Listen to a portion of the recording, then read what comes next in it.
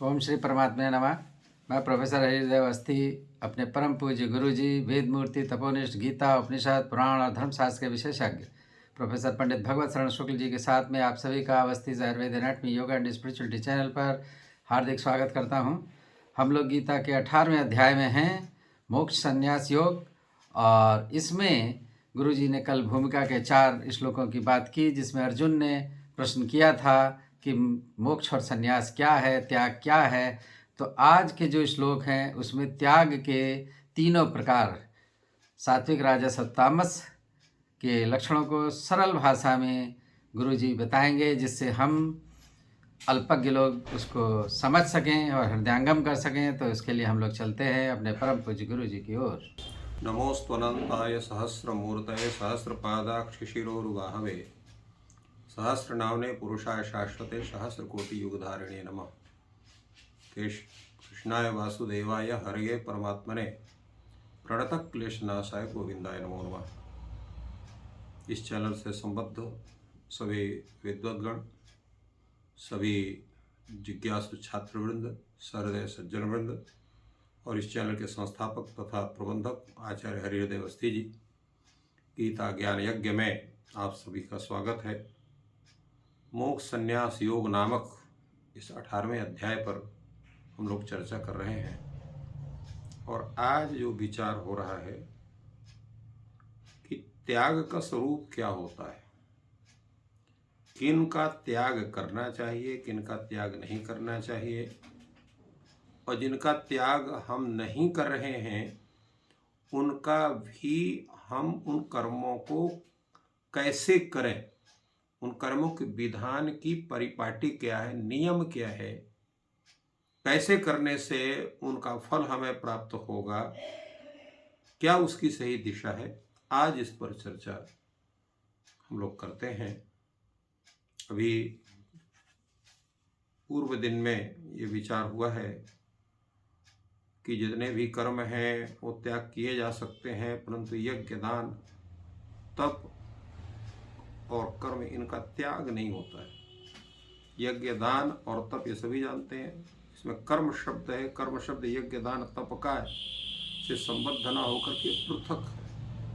कर्म का होता है कि आश्रम धर्म, वर्ण धर्म, तो आश्रम कर्म, वर्ण कर्म वो नित्यतः प्राप्त है, उनका भी त्याग नहीं होता है। यही बात आगे बता रहे हैं भगवान।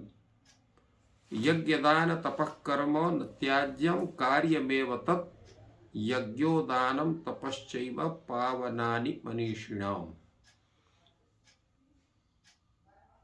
यज्ञ, दान, तप और वर्ण और आश्रम से प्राप्त कर्म, भगवान कहते हैं न त्याज्य, इनको त्याग करना ही नहीं है। कथम अपि, यावत जीवन इनका निर्वाह करना है। कार्यमेव तत्, उनको अवश्य करना चाहिए।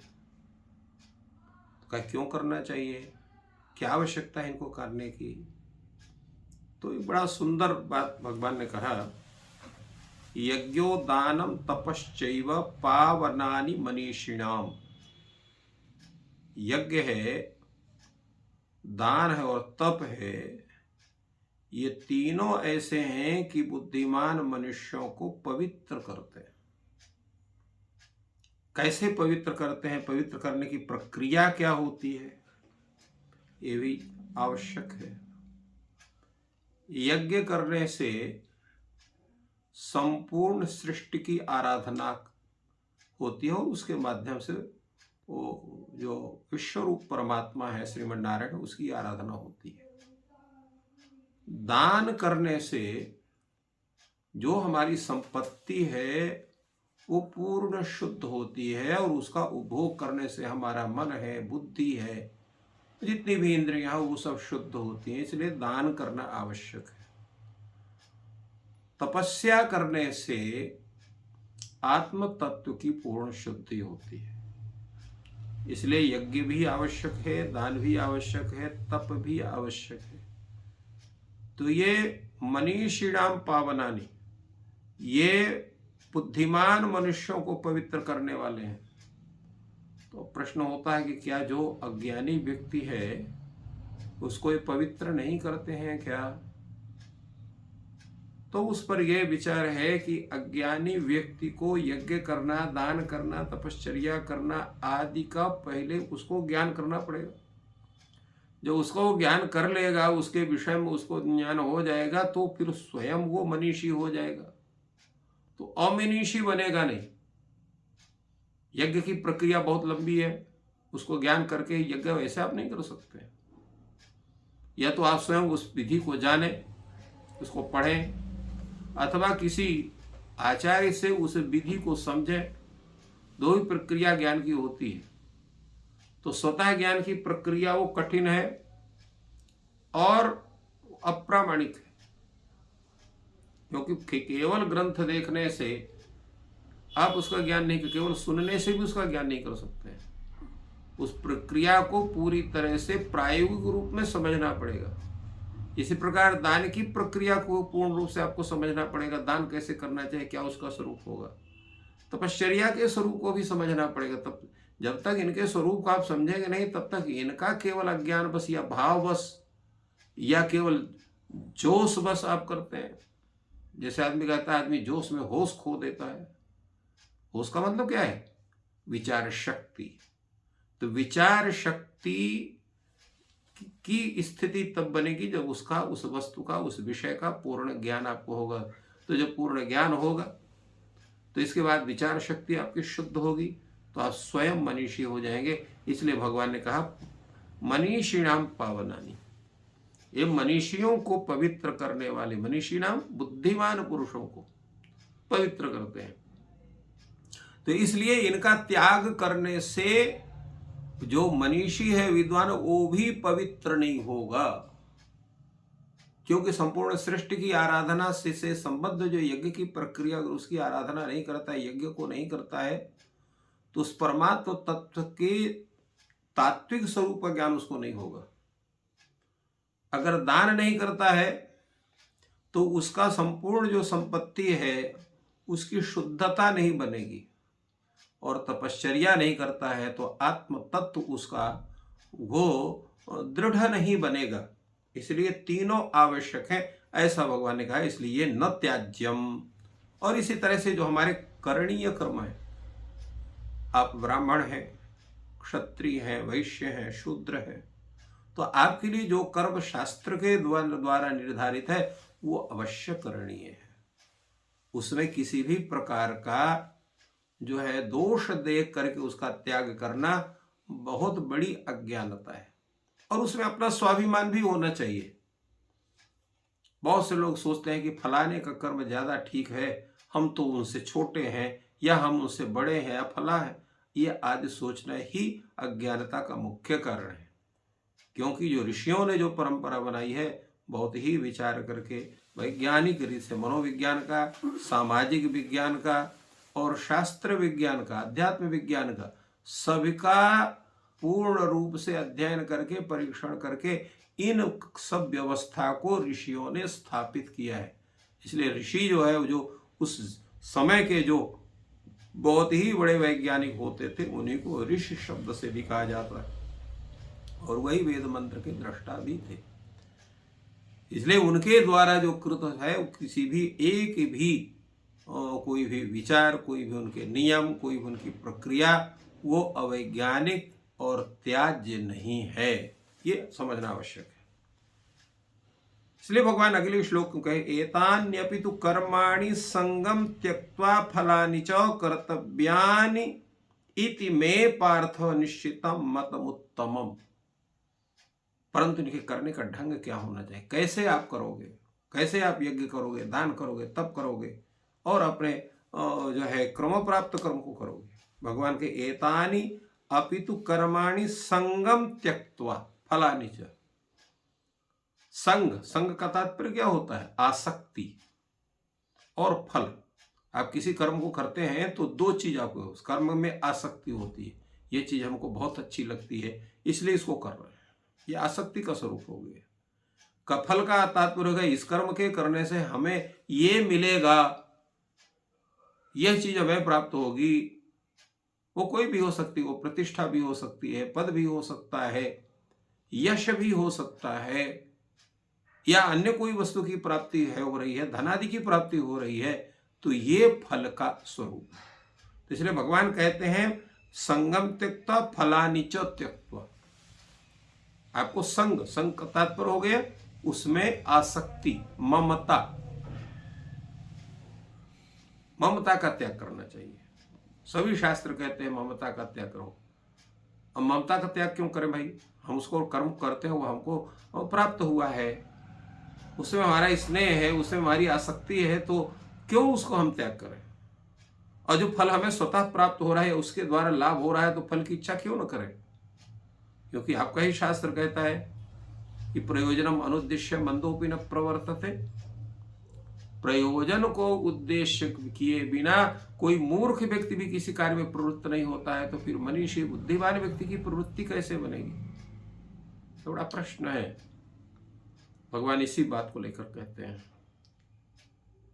कि प्रयोजन का तात्पर्य यह नहीं होता है कि आप फल की प्राप्ति को पूर्ण रूप से अपने आप उसका मुख्य स्वरूप बना करके करिए।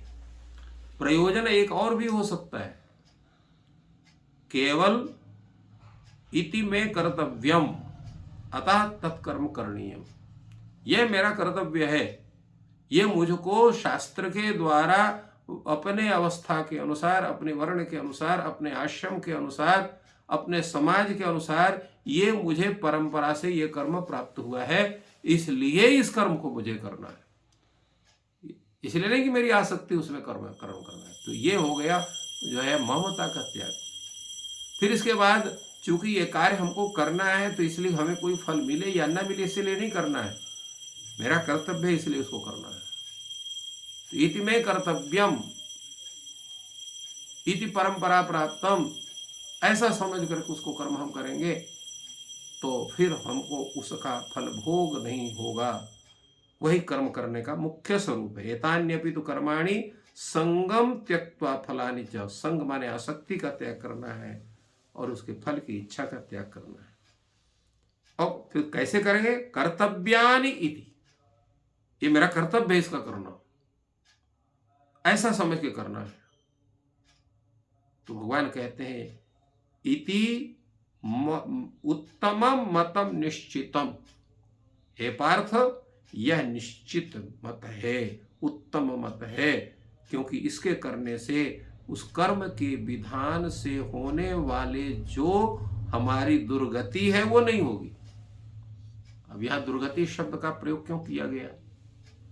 दुर्गति का तात्पर्य होता है जन्म मरण बंधन की स्थिति होना ही दुर्गति है, उससे मुक्त होना ही सद्गति है।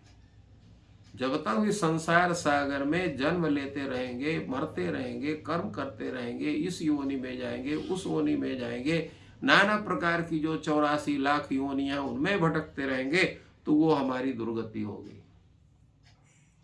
और मोक्ष को प्राप्त हो गए तो सद्गति हो गई। तो सद्गति की प्राप्ति होगी संग का त्याग करने से, अर्थात ममता का त्याग करने से, फलेच्छा का त्याग करने से।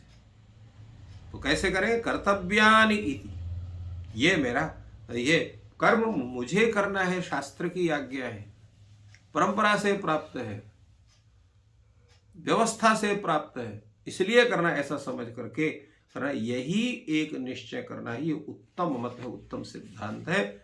इसीलिए भगवान ने इस विषय में अत्यंत सुंदर ढंग से इसका उपदेश किया है।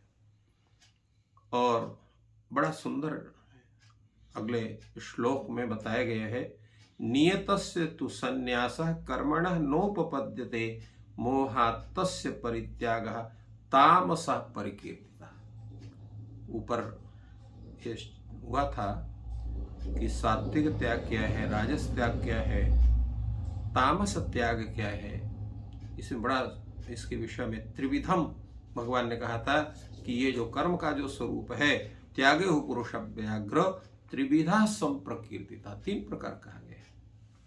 तो ये तामस त्याग का क्या स्वरूप है? अभी हमने आप सबको बतलाया था कि शास्त्र से निर्दिष्ट जो वर्ण धर्म से प्राप्त है, आश्रम धर्म से प्राप्त है। आश्रम धर्म का तात्पर्य क्या हुआ? आप ब्रह्मचर्य आश्रम में है तो उसमें आपका मुख्य कर्तव्य शास्त्र विहित क्या है? आप गृहस्थ आश्रम में है तो आपका शास्त्र विहित कर्म क्या है? अगर आप वानप्रस्थ में है तो आपका कर्तव्य कर्म क्या है? संन्यास में है तो कर्तव्य कर्म क्या है? जो शास्त्र के द्वारा उपदिष्ट उनको करना है। इसी तरह से वर्ण व्यवस्था में भी संप्राप्त जो कर्म है वो तत्त रूप में करनी है, उनका कर्म करना चाहिए, तभी व्यक्ति की स्थिति सुदृढ़ बनती है। इसलिए भगवान ने कहा कि नियतस्य कर्मणः संन्यासः न उपपद्यते। जो नियत कर्म है, नियत कर्म के विषय में जैसे हमने आप लोगों को बताया कि हमारे वर्ण धर्म से संप्राप्त जो कर्म है, हमारे आश्रम धर्म से संप्राप्त जो कर्म है, शास्त्र के द्वारा जो नियत कर्म है, उनका त्याग करना उचित नहीं है। तो कहोगे मान लीजिए अगर हमने त्याग कर दिया तो क्या होगा? तो मोहात् तस्य परित्यागः तामसः परिकीर्तितः। मोह पूर्वक उसका परित्याग करने से वह त्याग जो है वो तामस त्याग कहलाएगा, वो उचित त्याग अर्थात उत्तम त्याग नहीं होगा, तृतीय श्रेणी का त्याग हुआ। इस तरह से भगवान ने यहाँ पर त्याग के विषय में बतलाया। अन्य जो त्याग है उनके विषय में भी चर्चा होगी।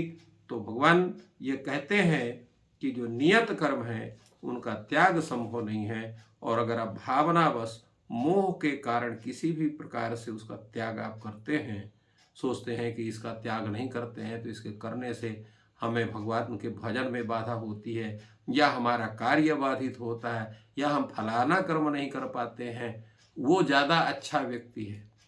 मेरा सबसे पहले निवेदन है, किसी को बहुत अच्छा समझ करके उसके कर्म को समझ करके अपने कर्म का त्याग नहीं करना चाहिए। अभी भगवान गीता में कहे हैं, आप लोगों ने उसको जाना है, समझा है कि विश्व के जितने कर्म हैं कोई भी कर्म छोटा नहीं होता है, सभी कर्म उत्तम अपने में है। ये हमारी मानसिक दुर्बलता है कि हम किसी के कर्म को अच्छा मान लेते हैं, अपने कर्म को बुरा मान लेते हैं। एक ऑफिस है, उस ऑफिस में एक वहाँ का वो अध्यक्ष है, बास है, एक उसमें क्लर्क है, एक उसमें चपरासी है, कुछ असिस्टेंट है। अब सबको यही सोच लें कि जो सबसे बड़ा बास है वही सबसे अच्छा, उसी कर्म अच्छा है, हमारा कर्म बड़ा है, तो वो ऑफिस का जितना वर्क है वो सब बेकार हो जाएगा और वो ऑफिस सबसे ज़्यादा गया बीता हो जाएगा। परंतु अगर सब सोचें कि बास का जो काम वो ठीक है, उसका अपना ठीक हुआ, मेरा भी काम किसी से कम नहीं है, मेरा भी काम सबसे अच्छा है, मैं चपरासी ही हूँ किंतु ऐसा काम करूँगा कि सब मुझको प्यार करें। जो क्लर्क है वो भी समझे कि मैं ऐसा कर्म करूँगा कि मुझको सब प्यार करें, सब मेरा सम्मान दे। ऐसा असिस्टेंट भी सोचेगा, सभी सोचेंगे, तो उस ऑफिस का इतना स्वरूप होगा, लोग उसकी प्रशंसा करेंगे, फला ऑफिस के जितने लोग हैं सब बहुत अच्छे। यही एक सवाल है, इसे समाज में भी है। समाज में भी क वर्ग का सबको अच्छा लगता है कि बड़ा ऊंचा है, तो दूसरा सोचता है कि हम छोटे हैं, तीसरा छोड़ता है हम छोटे हैं, चौथा सोचता है कि हम सबसे छोटे हैं। यही हमारी मानसिक दुर्बलता है। सब कोई कहें कि हमारा काम सबसे उत्तम है, अपने विषय में हम सबसे अच्छे हैं, दूसरे के विषय में वो अपने विषय में वो अच्छा है, परंतु अपने विषय में हम सबसे अच्छे हैं। एक बढ़ई है, एक लोहार है, एक सोनार है, तो स्वर्णकार समझे कि हम सबसे अच्छा, हम तो सोना बनाते हैं, तो लौहकार सोचे हम तो लोहा बनाते हैं इसलिए हम सबसे छोटे हैं। बढ़ई सोचेंगे नहीं हम तो खाली लकड़ी ही कूटते हैं, हम सबसे छोटे हैं। परंतु अगर किसी को लकड़ी का काम लेना है तो लोहार के पास नहीं जाएगा, वो उसी के पास आएगा, उसी से अन्य विनय करेगा, उसी को मनाएगा, उसी को सम्मान देगा। तात्पर्य है कि प्रत्येक कार्य की समाज में आवश्यकता है और प्रत्येक व्यक्ति को उस व्यक्ति की आवश्यकता है, इसलिए वो अपने विषय में सबसे श्रेष्ठ है और ऐसा मान के अत्यंत स्वाभिमान पूर्वक अपने कर्म का निर्वाह करना ही उत्तमता है। इसीलिए भगवान ने कहा नियतस्य संन्यासः कर्मणा न उपपद्यते, नियत कर्म का त्याग संभव नहीं है। अगर मोह पूर्वक त्याग करता है तो वो तामस त्याग माना जाए। इस प्रकार गुरु जी ने बहुत ही सरल भाषा में हम लोग को त्याग के बारे में बताया और ये भी बताया कि दुनिया के सभी कर्म अपने लिए महत्वपूर्ण हैं और वो सभी अच्छे हैं। तो शरीर की दृष्टि से भी ये बात सत्य सिद्ध होती है, क्योंकि सिर सबसे ऊपर है तो लोग कहते हैं उत्तमांग है, और फिर हृदय है और वृक्क है किडनी। तो सफाई का कर्म जैसे किसी एक शहर का है, अगर सफाई वहाँ ना हो तो विभिन्न रोग हो जाएंगे। तो ऐसे शरीर में अगर किडनी काम करना बंद कर दे और मल का परित्याग बंद हो जाए तो शरीर स्वच्छ ना रहेगा और अनेक व्याधियाँ हो जाएंगी। तो शरीर के सभी अंगों का स्वस्थ होना आवश्यक है। इसीलिए समाज में भी सभी वर्णों का, सभी आश्रमों का स्वस्थ रहना और कर्मों का, सभी कर्म महत्वपूर्ण हैं और उसी के साथ उसका पालन और करना चाहिए। दूसरे के कर्म को ज़्यादा अच्छा ना समझ के, दूर के ढोल तो सुहावने लगते हैं, लेकिन अपना ही कर्म सर्वश्रेष्ठ है ये मान के आगे बढ़ना चाहिए। गुरु जी का यही संदेश है और इस संदेश को आप ग्रहण कर सकें और आगे बढ़ें। ईश्वर आपको सफलता प्रदान करें। आपका दिन शुभ हो। धन्यवाद।